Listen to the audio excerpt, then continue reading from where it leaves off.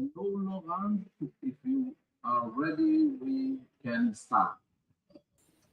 I am ready, thank you.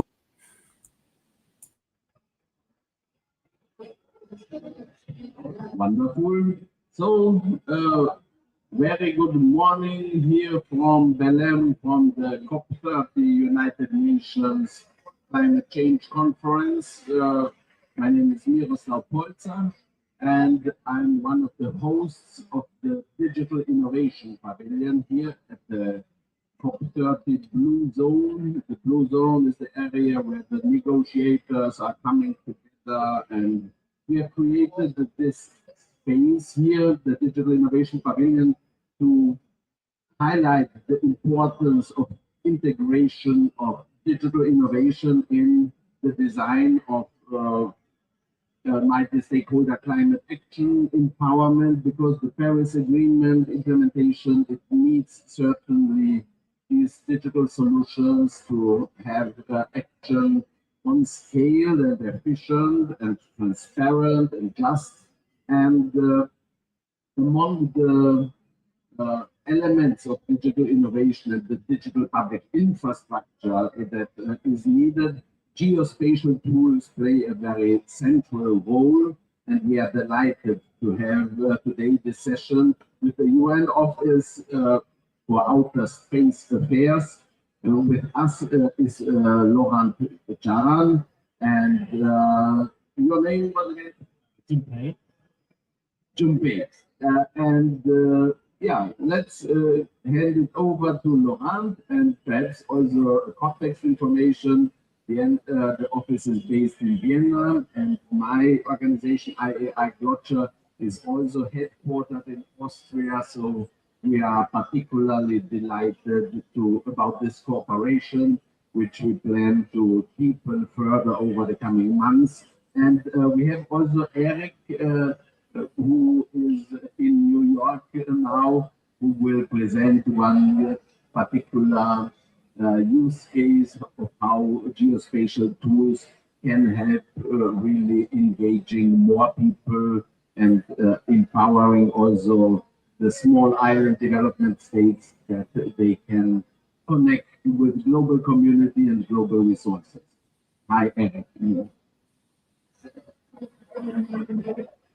Okay, so over to you, Laurent, and thanks again for your cooperativeness. Thank you very much, Miro, and I'm glad to be here. Good morning to those of you in Belém. I think it's a hot and sunny Belém compared to a very gray, foggy and cold Vienna. I'm glad that we have this opportunity to introduce the work of our office, a lesser known office in the UN system, I would say. So I will try to talk a bit first about the background of this office and about the dedicated program on space technologies for disaster management that we are implementing. And then my colleague Junpei Takami, who is there with you, will go a bit deeper into some of the work we do to generate useful geospatial information that decision makers can use at a national level. So first of all, a few words about the United Nations Office for Outer Space Affairs. We are part of the UN Secretariat, for those of you who are more familiar with the UN structures. It was established in the very early days of the UN and in the very, very early days of spacefaring. I mean, when the first satellite was launched into space in 1957, it was a small unit based in New York at the UN headquarters. But later, as it grew a bit, it was moved to Vienna in 1992. So since 1992, the office is based in Vienna in Austria. But nevertheless, it remains one of the smallest offices within the United Nations system, despite the, let's say, the size of the mandate. One of our major roles is being the secretariat for the UN Committee on Peaceful Uses of Outer Space, COPUOS. and its two subcommittees, one on science and technology and one on legal aspects. Of course, another major role for the office, as I will introduce more, is international cooperation and capacity development on all the technical, legal, policy, and scientific aspects of space and utilization of space, if you wish. Clearly, this cannot be done today without involving the private sector and without keeping an eye on private sector activities, which are a massive driver of the increasing work of the committee itself, especially in more recent years. When we talk about trends and how these changed over time, what's important to highlight here is that over the years since the office was established, the number of satellites that has been launched into space has increased to thousands, and this is only going up more and more. The number of the members of the UN Committee on Peaceful Uses of Outer Space also increased from just a few back in the 1960s to 110 as of today. 6 new member states were approved just a few weeks ago in New York to join the committee. So it is one of the largest committees within the United Nations member state structures. Also, the number of space missions has increased exponentially, I would say, in the last years. Yet the office's size and the office's budget has remained more or less constant over the years, which is posing quite an extraordinary challenge in our ability to address developments in outer space today and to bring the benefits of these developments and the benefits of space technology in general to all countries of the world, not only those countries that have the advantage of owning and operating assets in space, but to all member states of the UN. When we talk about space in general, obviously it is an enabler for a lot of the activities and work going on in society down on Earth. You cannot imagine communications, TV broadcasting, navigations, mapping, agriculture, precision farming, weather forecasting, water management, water quality observations, climate change monitoring, disaster risk reduction, telemedicine, internet banking, and many such other activities without use of space technology. So although this is sometimes invisible to many of us, safe space technology enables all this different work, and all the different applications of space technology are helping us on the ground. So obviously when we talk about space technology, we do not only talk about Earth observation, which is maybe more frequently mentioned and also in the context of the COP there.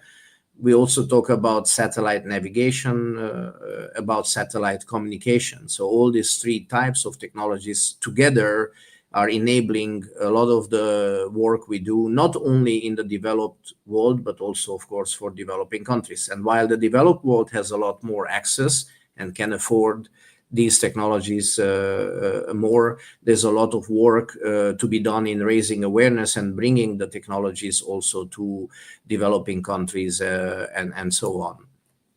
Again, just to mention a concrete example, without satellites, we would still be blind to the changes occurring on our planet.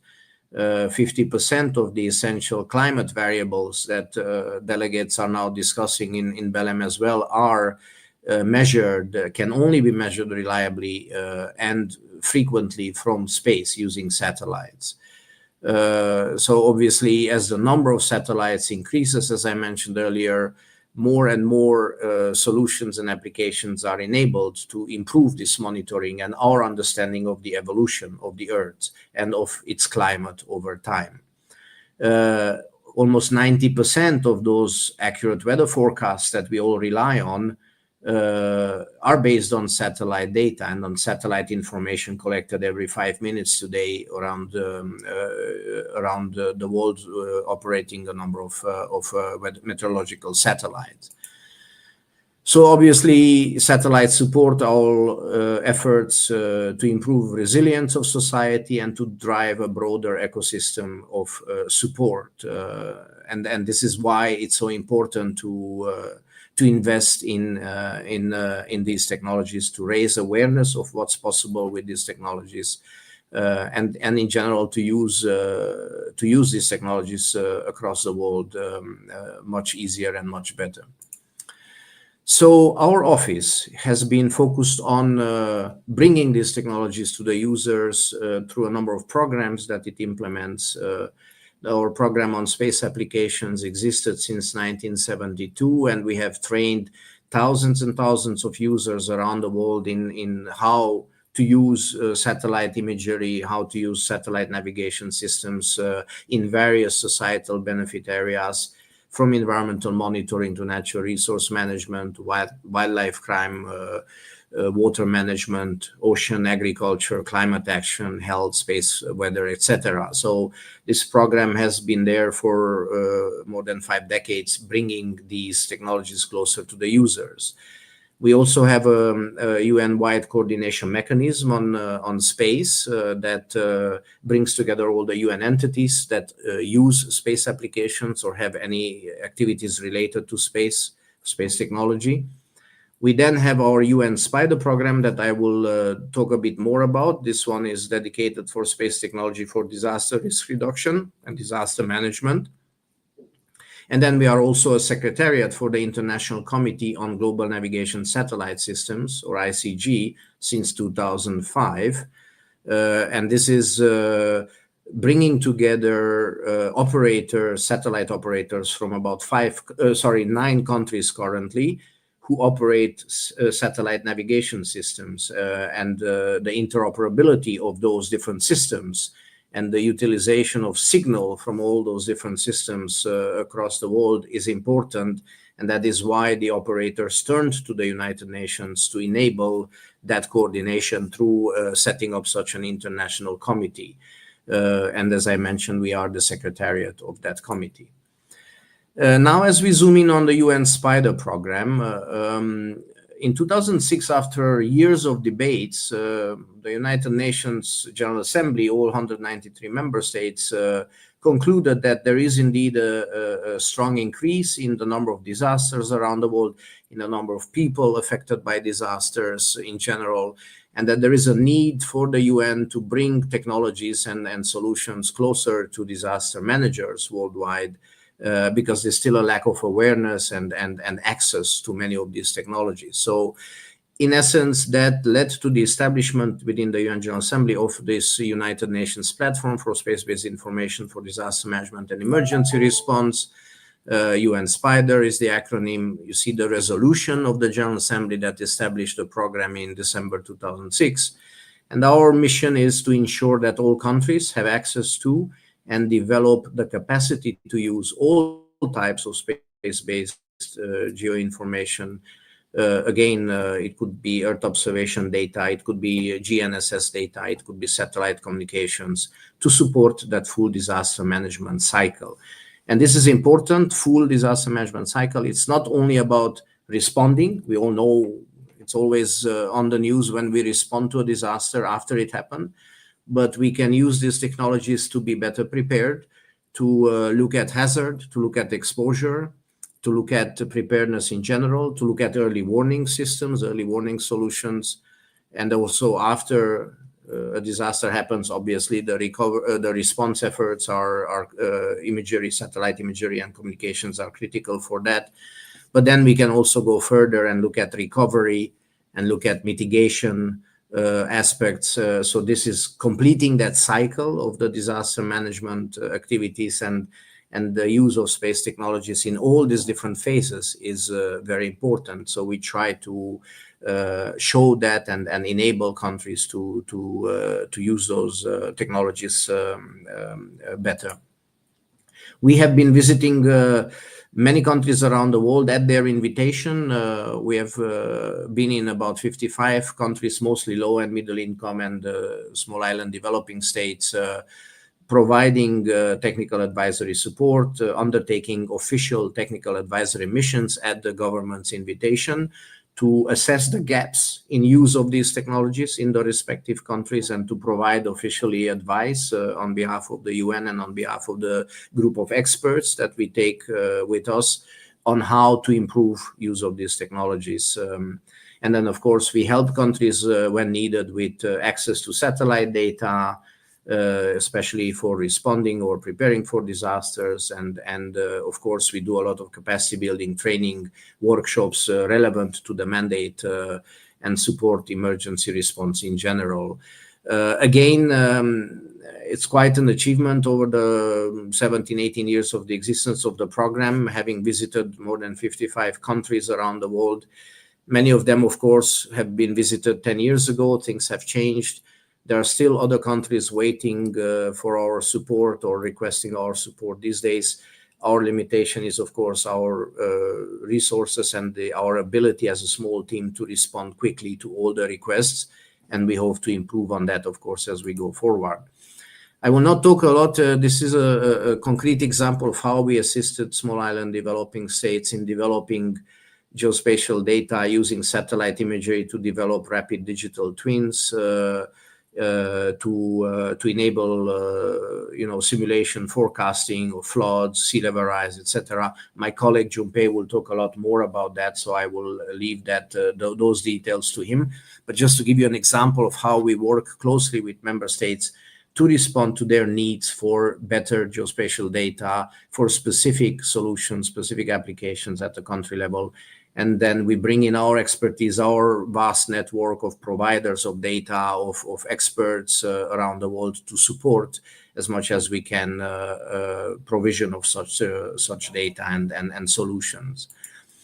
I wanted to highlight also another example here, that of how some of these technologies, although they were developed for very different applications, can in fact be useful specifically in disaster risk reduction and disaster management. In this case, you're looking at the global navigation satellite systems. You're looking at the GNSS receivers, which are simply used to improve the accuracy of positioning around the world. That's their primary purpose. But in this specific case, using these atmospheric wave propagation observations, that through those receivers, very low cost receivers that you have a lot of those distributed around the world, you can actually detect large waves, or in this case tsunami waves, as they form and as they progress. So again, a technology that was developed for navigation purposes that is being used to look at tsunami or large wave propagation, and by that enabling early warning and near real-time warning of what's coming. Again, this is a post-facto study after the 2011 Japan earthquake, but as you can see, it has quite promising, in a way, how should I say, it's quite promising in terms of being able to use it going forward for prediction even, or for real-time observation. This, unfortunately, I cannot switch to the different images on this slide, so I will just mention that another advance in satellite technology was launching sensors that are able to observe the surface of the planet with shortwave infrared images, which allows us to see through smoke, through haze, and to detect exactly where fires are burning, even though it's in a very smoky, hazy environment that normal satellite imagery cannot penetrate. So this is very useful for example, wildfires and responders on the ground, warning them of where exactly the fires are burning, even though normally you cannot see that either from planes or satellites because of the smoke and the haze.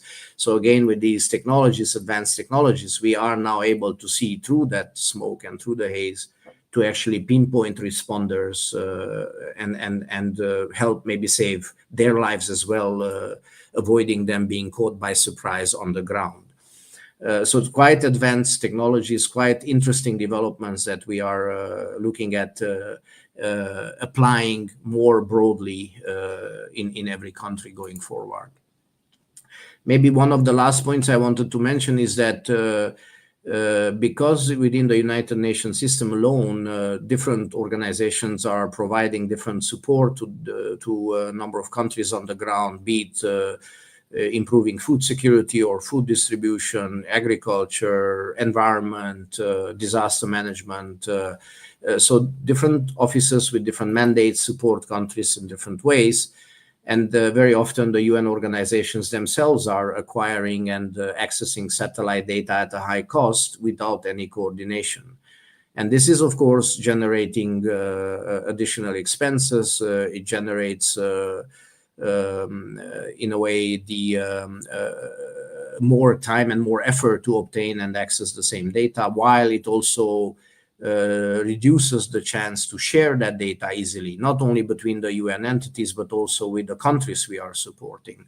So we are proposing as an office establishment of a central hub for, especially for commercial data procurement and data sharing within the organizations of the UN and with the member states. We are assisting to enhance our ability to support the countries, to reduce the costs, to simplify our procedures, to reduce also the staff overhead.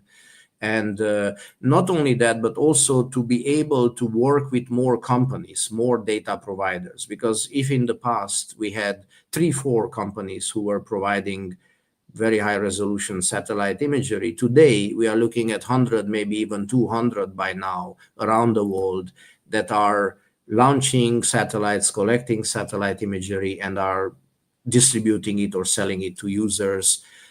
We need to bring this together as a stream. We need to coordinate our activities so that our investment is much more, let's say, cost efficient going forward. So this is a big ambition for our small office, to establish such a coordination hub across the UN system. We've been working on it for years. We now have a proposal in place, and we hope that we will get traction also from our member states and our senior management to make it happen, because we believe right now is even more important than 10 years ago because of the increase in the number of providers of data that we should make sense of and that we should capture. I just wanted to close that, of course, our efforts in improving data availability in general for early warning and for other work is continuing. We are trying to improve our access to that commercial data that I mentioned, signing agreements with companies to provide data at no cost when a disaster happens. We have some of those agreements in place already. We are looking at a lot closer collaboration with the Chinese satellite imaging operators and the China National Space Administration, because we are discovering tens and tens of companies and new satellites being launched there that are not known to the global community. And we want to bring that data also closer to the users. We are signing agreements with different countries who operate high-resolution satellites to enable them to share their data with UN and other member states.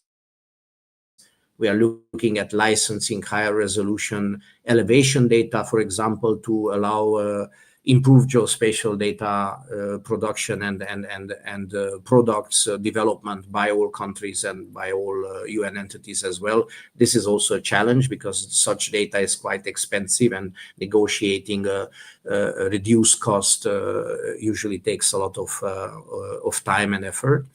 And then, of course, given the increasing number of satellites and constellations, we want to make sure that we are on top of this evolution in the space ecosystem, and that we bring these data to the users in a rapid and efficient way. We try to work closely with the Committee on Earth Observation Satellites, with the Group on Earth Observations, with the different UN interagency coordination mechanisms, UN Space, UN Oceans, UN Water, to improve in general access to satellite data for not only disaster risk reduction, but in general, and to strengthen the capacity of countries to use these technologies.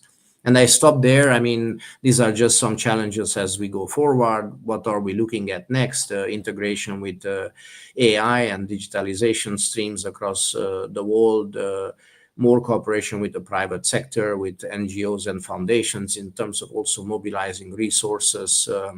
And of course, we are focused on organizing a UN global conference on space, hopefully in 2027, where industry for the first time will play a major role.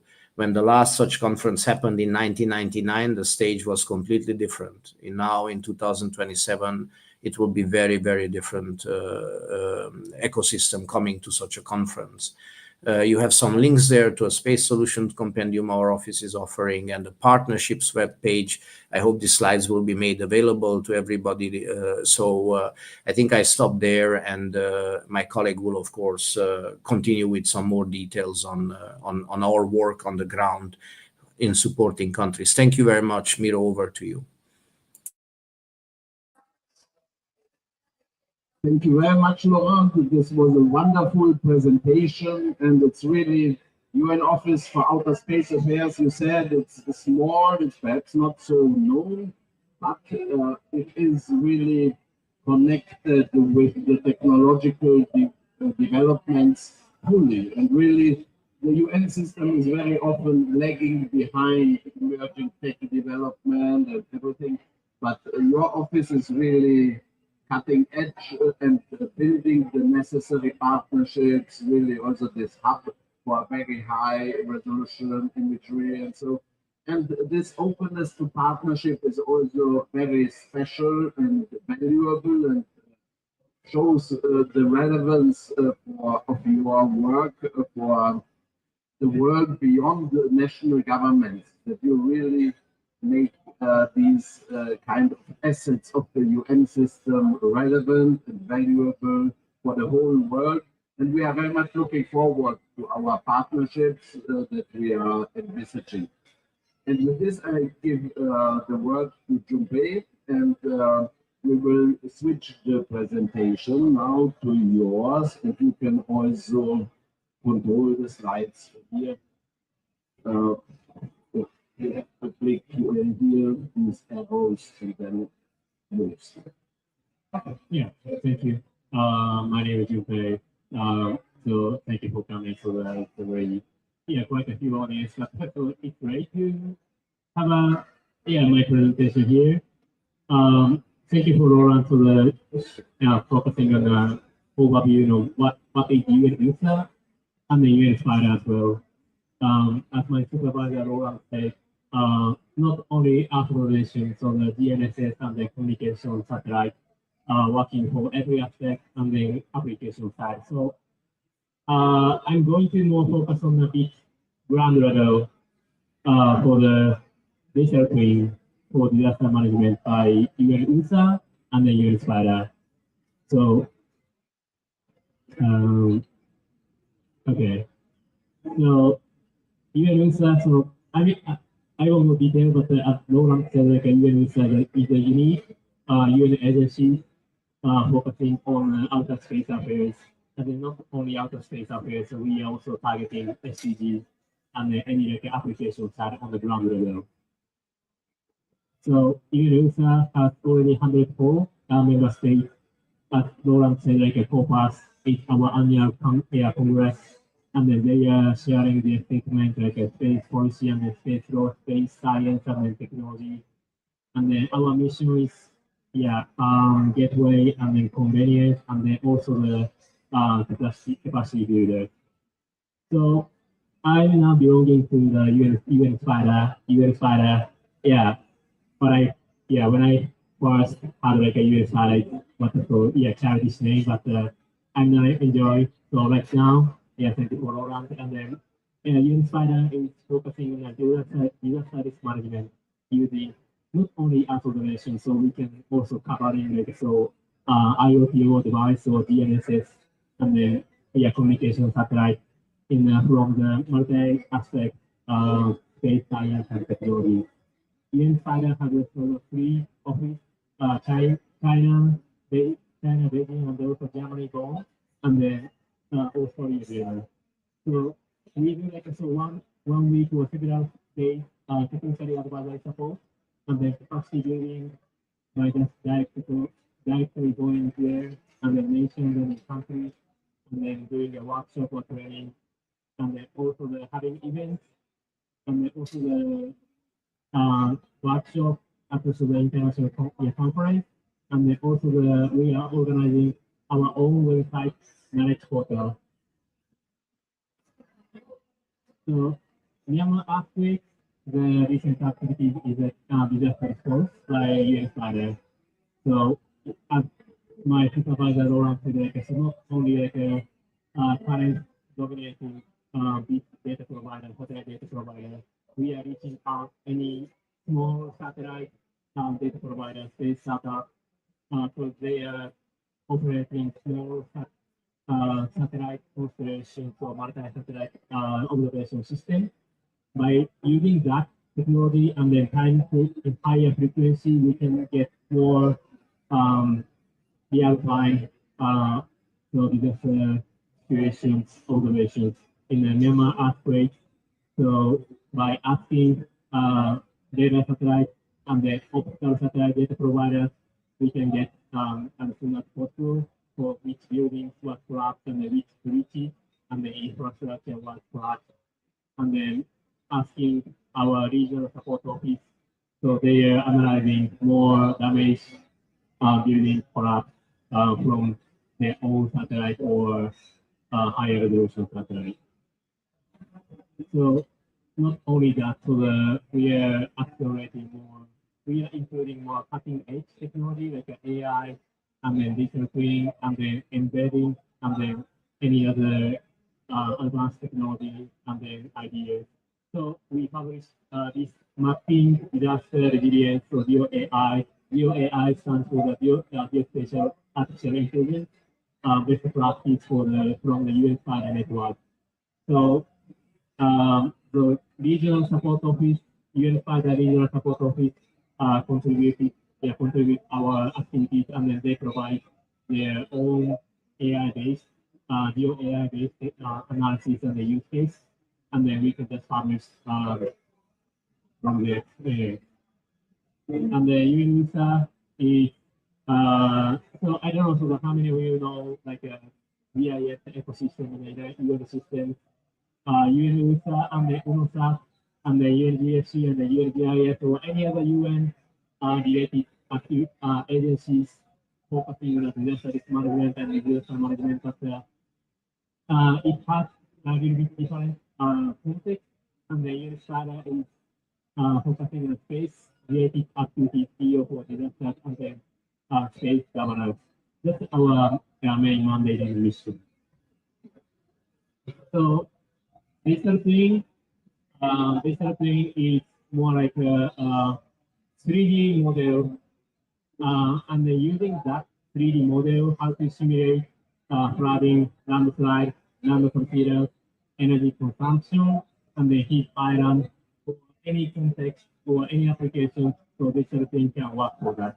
So this Tonga disaster preparedness project was started in 2023. Laurent went to so PG RSC conference, and then Tongan people and the Ministry of Disaster Management in Tonga.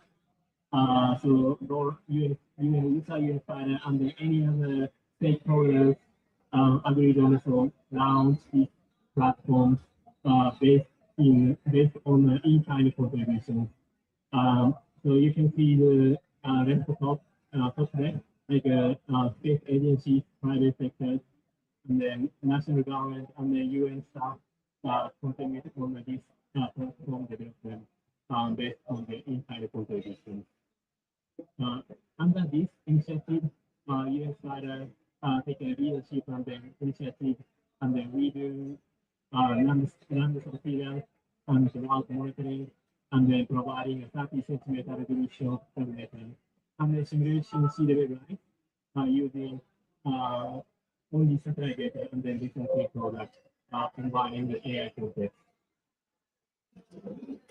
So yeah, unfortunately this YouTube doesn't work at this time, but I hope if you have phone or any code, so you can scan the QR code and then you can jump into the YouTube view.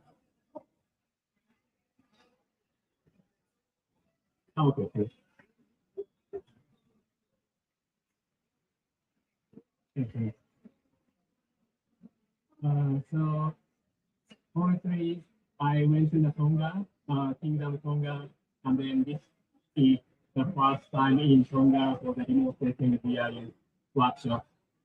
Yeah, I'm so honored to be there as a first, like a pioneer to do like a sort of remote sensing GIS workshop in Tonga. But the people are very eager to learn about more technology and the remote sensing GIS. So recently, different from typical ways,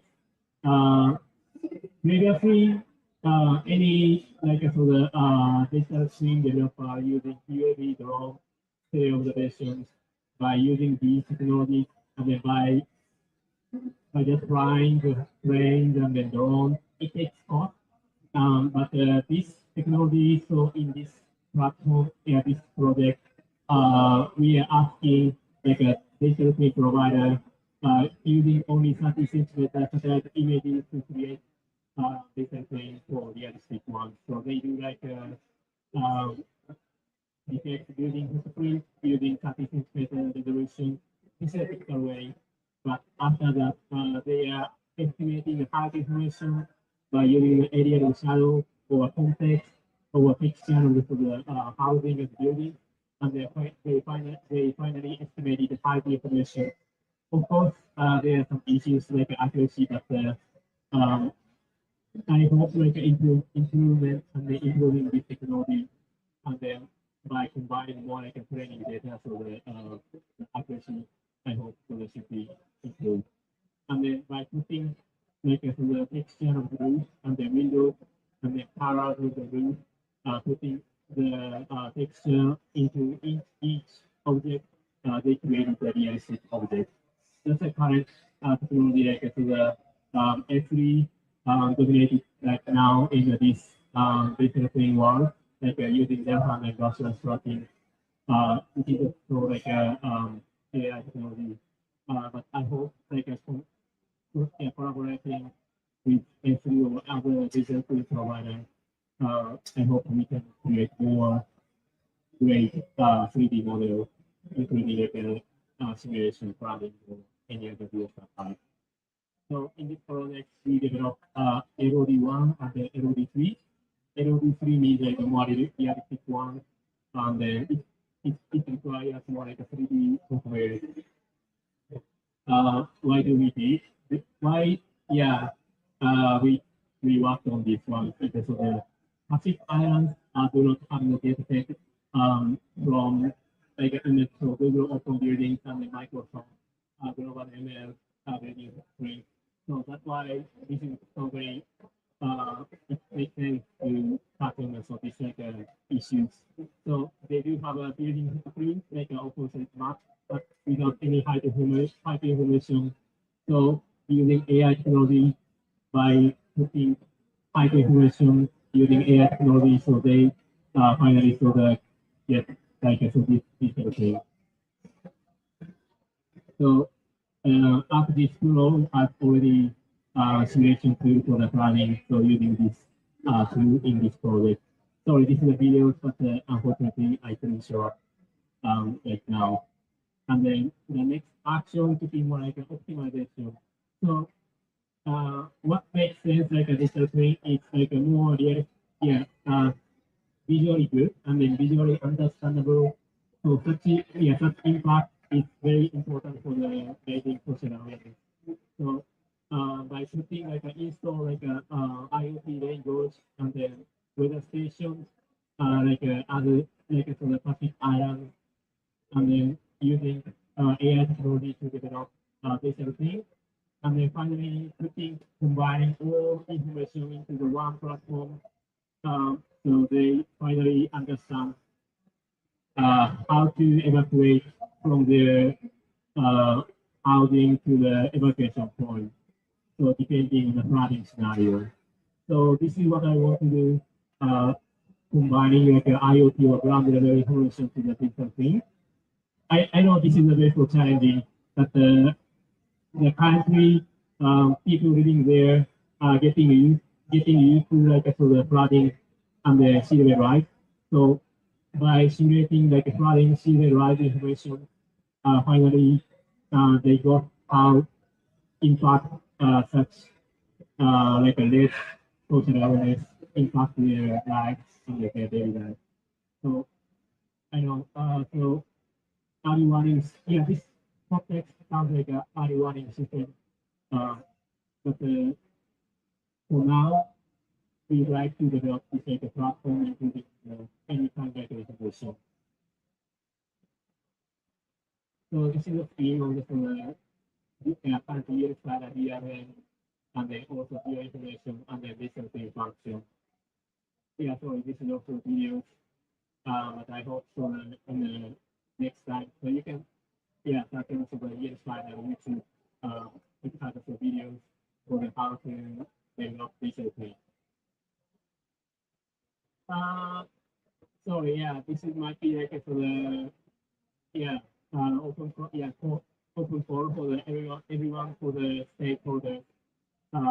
You'd like to accelerate more like a digital twin ideas and then that's more like expanding more, reaching more countries, and then DRR in the Pacific Islands or West Africa. This might be like a potential project, but it's not decided. So we are now proposing to the full government, Japanese government or any other government, and then any stakeholder, and then I hope this project and then data being work by UNOOSA and UNOOSA. Reach out to more nations. Okay, yeah, thank you so much. Thank you very much, Dubey, for this wonderful presentation. And you have shown how this Earth observation data and digital twins, how this can help for disaster risk reduction. But what we are also looking at in this partnership that we have started to plan with Laurent, that we use geospatial data, the models and the tools that you are developing for as a digital public infrastructure for climate finance innovation. Because, for instance, for the small island development states, they have a lot of loss and damage from climate change, and there are new financing mechanisms like the loss and damage fund. There's also potential funding from insurers if there's avoided the damage and so. And with the kind of data that you are providing, it's much easier for the local stakeholders to document the damage or potential damage, and then also really building the data and digital innovation infrastructure on the ground so that these countries and communities can receive funding from the global level. One idea that we had was, for instance, with this kind of data and with the time series and baselines, it's possible to have predictions of future damage.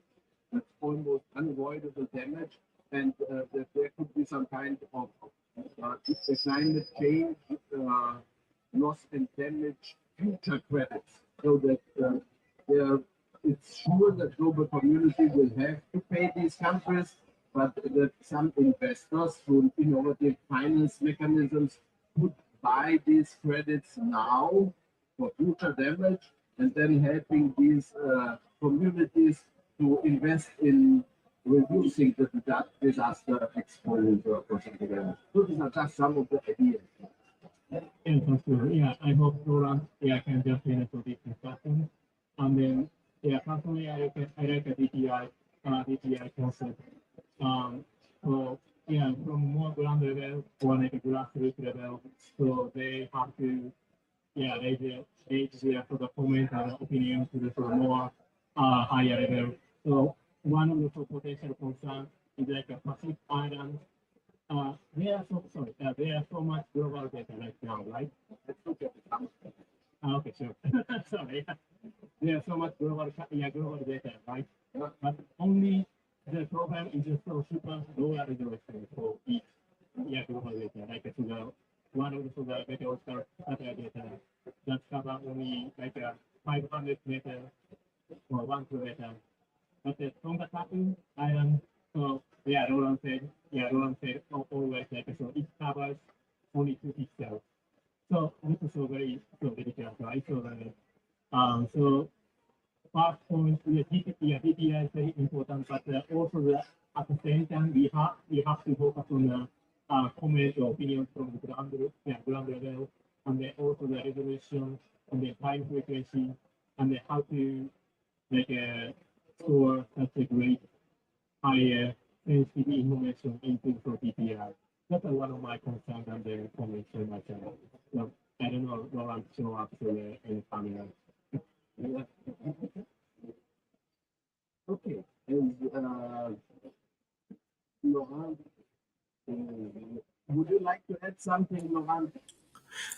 Thank you. Not much. I think it's exactly what you pointed out, Miro.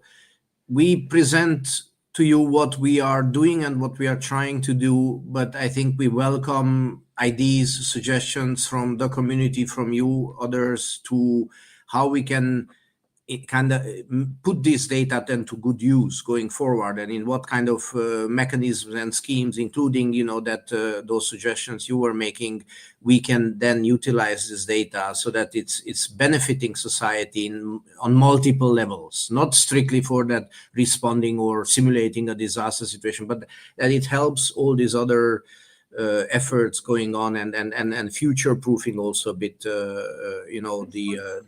the situation. So in any way, I think we can talk more about that, and that's where our partnership with you, and I'm looking forward to signing an agreement with Glocha and working together on this. We welcome working with you, and we welcome suggestions from anyone out there on how to better utilize these technologies. Thank you for making it. Yeah, it's really one of the most exciting partnerships that we have, and I'm very much looking forward.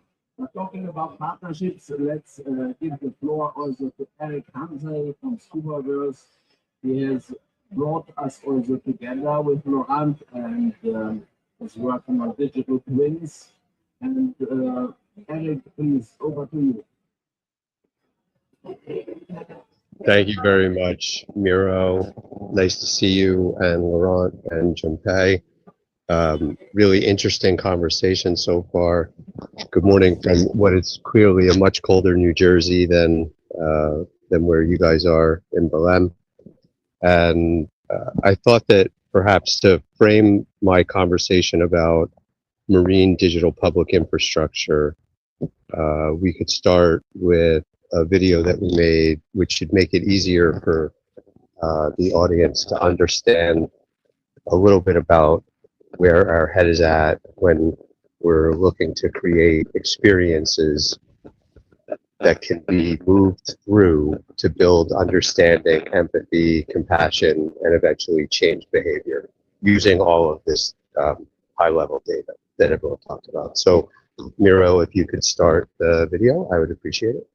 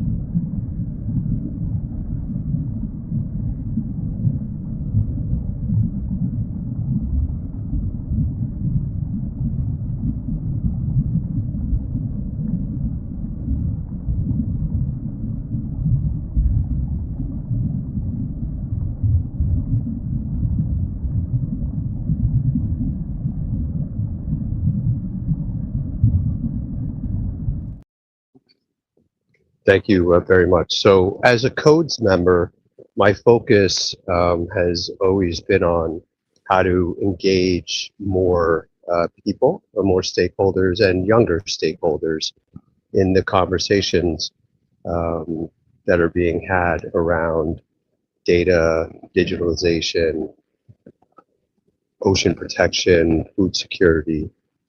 I think that as more and more people spend time online and this online world becomes richer, the ability to create experiences which are closely related to the real world in a way that has never been done before. The coral reef that you saw in the first part of the video was a video, but the coral reef that you saw towards the end was within a video game engine. And the technology is moving really quickly now, and our ability to capture really accurate recreations of the underwater world is the first step towards us being able to deliver to member states, countries, a digital public infrastructure platform specifically geared towards the marine world. This marine digital public infrastructure can be leveraged in a bunch of ways. With the country of Palau, we have an MOU signed to build the virtual tourism industry out based on drift diving experiences in marine protected areas. I think that the disaster and risk modeling and policy modeling, as well as early warning systems, which can reach a different audience, is important as we talk about within the system the way that it's changing. UN 80, efforts towards digitalization, Laurent mentioning efforts towards trying to bring all of the data under one umbrella so that there's less waste. All of these things lead us to believe that as the internet changes and provides these more rich environments, if we don't also connect people to what is real in the world, we'll lose the ability to protect those things. The thing I think that member states have caught on to lately the most about what we can provide with a platform like this is that it can allow for the quantification of the financial capital assets needed to protect the natural capital assets in a really easy and easy to understand way, a really immersive way. You can learn about what a reef system does or mangroves do for a coastal community by swimming through them and by seeing the inhabitants of those reefs or mangroves, which act to protect coastal communities from this disaster or these disasters. It's much cheaper to do things this way than it is to think about loss and damages. Allowing countries to digitize their real public infrastructure underwater will help to connect them to the funders and the funding sources, Miro, that you were talking about. And over the past few weeks, or at UNGA, we heard in one of your sessions, Ambassador Smith from the Bahamas talking about needing to connect this DPI through supply chain in order for it to have its greatest impact. So this is our hope at the Scubaverse, to build wonder within young people, to connect folks to the heritage and natural wonders of countries. And most recently, we co-created a concept note with member states at BBNJ PrepCom 2. Those member states were Fiji, Tonga, Palau, the Maldives, St. Kitts, Dominica, Norway, the UK, New Zealand, and a few others. And that note got started between us and IUCN, and we had some input from the High Seas Alliance as well as from World Wildlife. I think that listening to what the member states want when it comes to the platforms that will help them to leverage their real public infrastructure in a way that brings the financing necessary for sustainable development is going to be really important. It's amazing. I've thought getting to work with you, Miro, and Laurent, that your focus is squarely on this. It's clearly the way that things are moving within the system, and it will allow for a greater understanding by more people of what's actually happening so that we can protect these things. I appreciate the time that I had today. I see that we're getting close to the hour, so I'll stop here. Thank you, Mary. Thank you very much, Eric. Thank you very much, Laurent. It has been a wonderful session. Junpei, would you like to say some concluding remarks? No, thanks so much. Yeah, I think as we are on the half past and the next session needs to be prepared, I would like to extend my gratitude to the cooperativeness, to the great work that you are doing, and I'm looking forward to working together on these partnerships and bringing the solutions to the people so that we improve the lives of the people and the safety of the future.